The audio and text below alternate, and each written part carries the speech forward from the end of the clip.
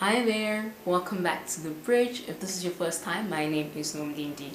What is this channel about? So basically we talk about the transition from high school to university, but mostly focusing on university and everything that comes along with it and just personal experiences. So today I'm going to be talking about the differences between living in private res or private accommodation rather versus living in university residence. Before I start, I just want to say that university residences are not all the same, private accommodation are not all the same. They can be very, very different. This is really from personal experience, so don't be deterred to go into a university residence or a private accommodation just from what I say. So I lived in a private accommodation for the first 2 years of university, and then I lived in a university residence for the last 2 years of university. And when I moved in first year, what I got told, or the rumors or what people were saying, is that they preferred private accommodation because there were less rules there. So let me tell you my experiences, right? Let me tell you the pros of private accommodation, the pros of university residence, and the negatives of both. The first thing is, I feel as if with private accommodation there is more freedom, there is more independence. And I don't exactly know why I say that, because it's not like you're restricted to do anything when you're in residence per se. Like, you can go out when you please, you can go out when you want, you can come back when you want. If you want to go to the library at 2 a.m, you are more than welcome. But I think what I mean by more independence, more freedom, is that from the get-go your movement is unrestricted when you're in private residence, whereas in university residence there is more of that introduction to adulthood, right? So for example, when I was in private accommodation, every first year has orientation, right? And orientation is conducted by the university houses and so forth. So I would be in my private accommodation, and then I would get the program on my phone, and then I would have to leave private accommodation and go to campus and then have the orientation there, and then come back to private accommodation. And basically I would have to take the initiative. If I didn't show up, I didn't show up. They didn't control whether or not I showed up. Whereas in residence it's different. In residence, in terms of orientation, they're actually checking that you're not necessarily checking, but they're a bit more stricter regarding whether or not you are participating in things like orientation, because you live there, right? So when you are fresh out of matric and you move into private accommodation, there's going to be less regulation. You are introduced to independence from the get-go. People aren't really checking up on you from the get-go. Whereas in residence, there is still a bit more of that. Not like, there's still more protection in the beginning, and then they slowly allow you to do more. Like after orientation, they basically, it's I would say similar. It's similar or the same, private accommodation or residence, but just again, it's just that that period of orientation where it is more strict than university residence. The first pro of university residence is there is a greater sense of community, because there is a residence culture, right? So you're introduced to the residence culture during orientation. These are our values, this is what we're about, this is how we treat each other in this house. The people that you're going to live with, you're going to live with for the rest of the year. They have the committee, right? The people that take care of the house. You know, you are taught these things, how to communicate with each other, how to treat each other. And I remember when I was in residence, there would be different committees. So you can join this committee that focuses on the environment. You can join this committee that focuses on religion, this on culture, on, you know, This one we're going to have where we have deep discussions and conversations with each other about issues that are impacting people and students right now. Also, the residence that I was in, or just probably more residences, but you can participate in sport as a residence, and you can go out and support your residence team, like your residence soccer team, your residence netball team. Not every varsity residence has that togetherness, but usually I would say there is an opportunity for community, while at the same time you're able to be independent and free and go do what you want to do. So you'll probably never be forced to attend a residence activity, but again, the door is always open. The second pro, I don't know whether to call it a pro, because in my books it's actually a con, but private accommodations have the tendency to be a bit less regulated. In other words, even where there are rules, they are less strictly enforced. The second positive for residents is that the location is usually great. So majority of university residences are typically closer to or even on campus, because it is university owned. So that means when you're living on university residence, there is a higher probability of a shorter walk to campus. However, how long the walk is usually depends which faculty you're going to, which building you're going to have your classes in. So for example, if you have your building, your campus, your residence is, let's say, close to engineering, right, and you study engineering, that's great for you. But if it's far from the business campus, then it's not as great. So, but usually it's on a campus or close to a specific faculty or building on campus. However, I have seen residences that are unfortunately pretty far from from campus. But yes, typically university residences are more likely to be on campus, whereas private accommodation is off campus. A pro to, I'm going to say the third pro to residence accommodation is usually the security, right? Private accommodations also have good security. I know that the one that I was in had the scans and everything, like, you know, to biometric access to get in and so forth. But I still say university residences are more safer. And that's simply because the university is the one that's making sure that it's proper, secure, and again, it's usually on campus. So the universities usually make sure that there is some kind of security in those places. A fourth advantage to living in university residence, sorry, I'm like just giving advantages to university residences now, but the fourth advantage is the fact that with university residences, from what I've heard or what I've seen, you usually don't have to pay for electricity and water as an additional cost or as a separate cost. Usually water and electricity are automatically included. That's been the case for the residence that I lived in. Whereas in private accommodation, sometimes it is included. Like the private accommodation that I lived in, electricity and water were included. However, it's not like that for all private accommodations. In fact, a lot of private accommodations that I've searched for usually have water and electricity excluded. A fifth advantage to university residence is the maintenance.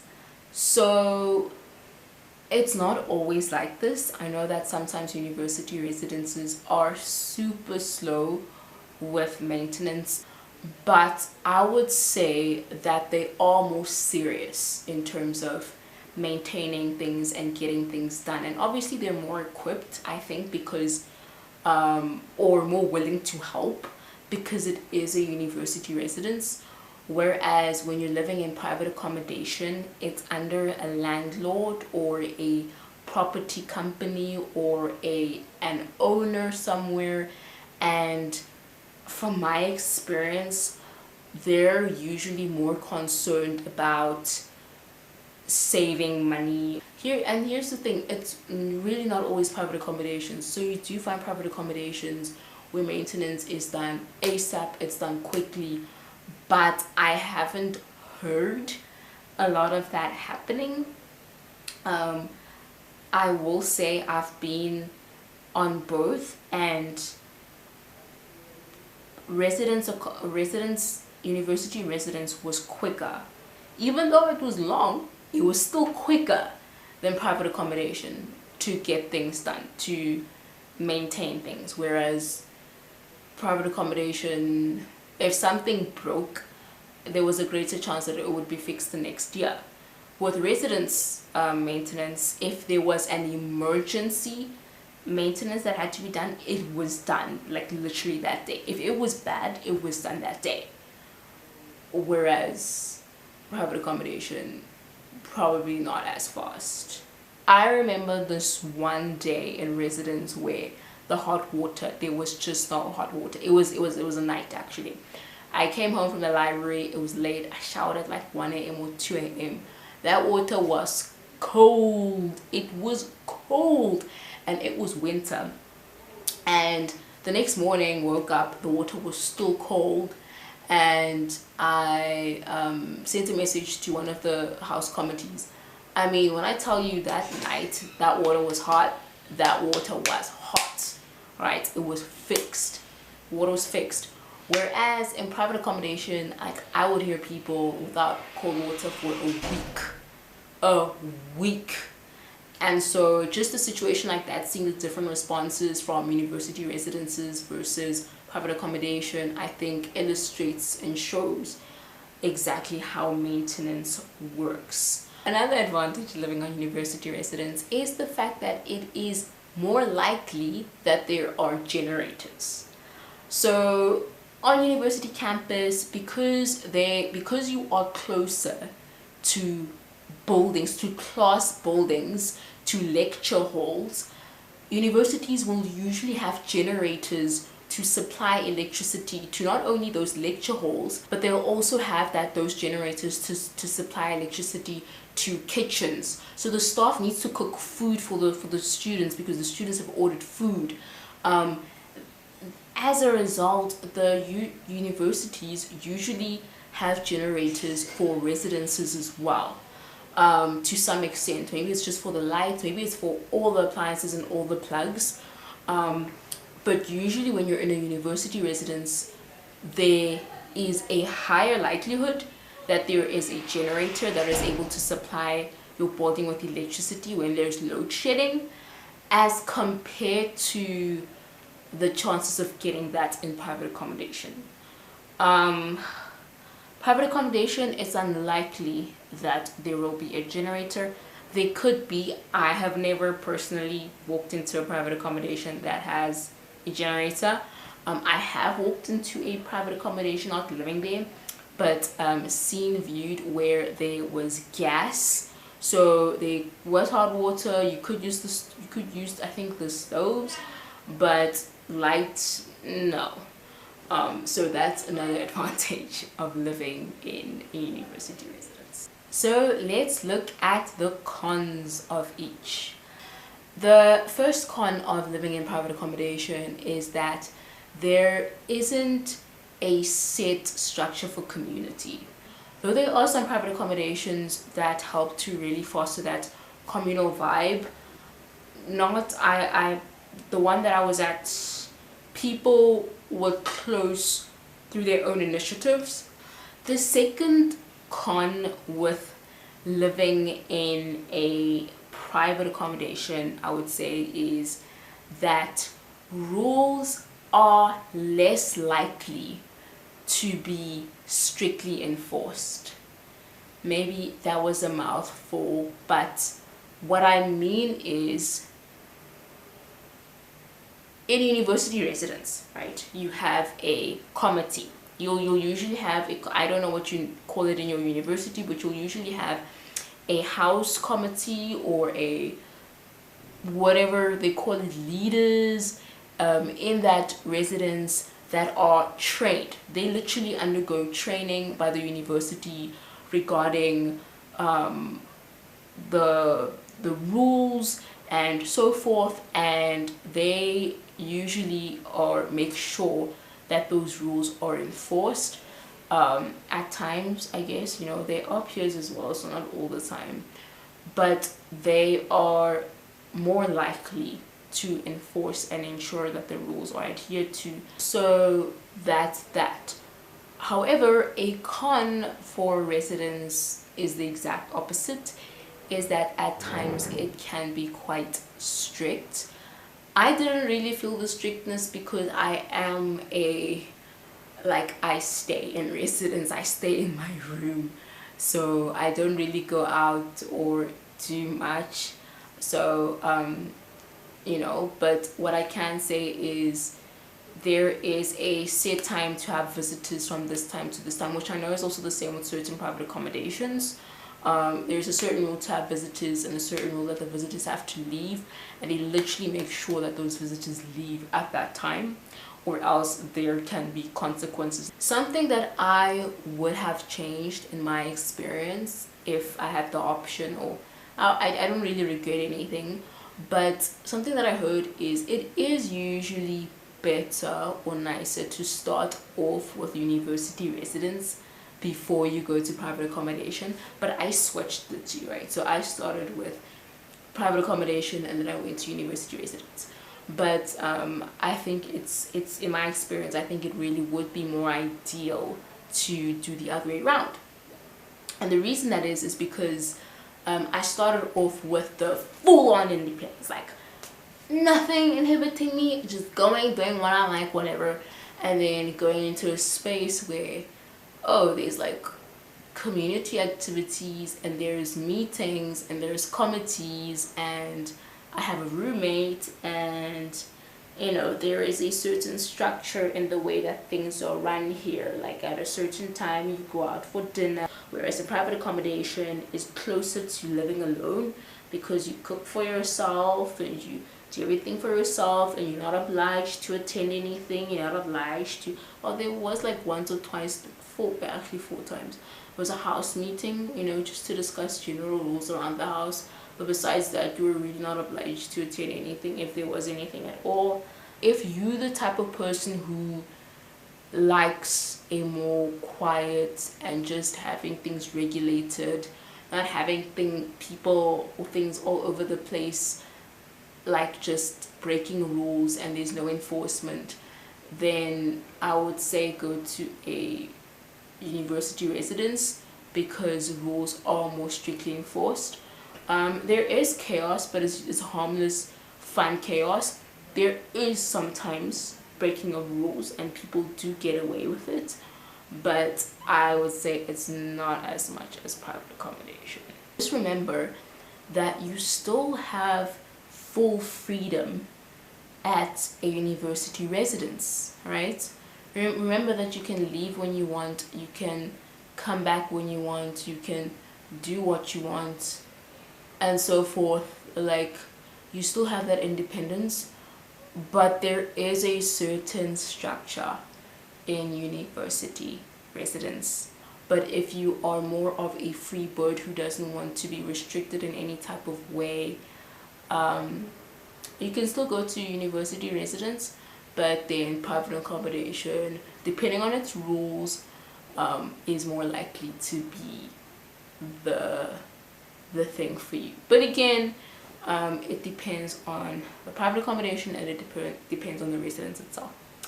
So yeah, that was a long video. I've been talking so much. If you have anything to add or your own experiences, please type them in the comments. And if you disagree with what I said or agree, please also let me know in the comments down below. Please remember that I post videos twice a week. So I do post on Mondays. It's the random Monday conversation, and then on Fridays it's like the set YouTube video about like a topic or about things that I learned in university. And then there's also extra things on the side, so sometimes I'll post a video of me cooking, or there's also a podcast episode that's been released, so take a look at that. And then yeah, you'll find all these things in the description box. But thank you so much for spending time with me here, and I really do appreciate you, and hope that things work out for you this week, and that God may bless you greatly with all the strength and the joy and his peace. And yeah, I'll see you in the next video. Bye.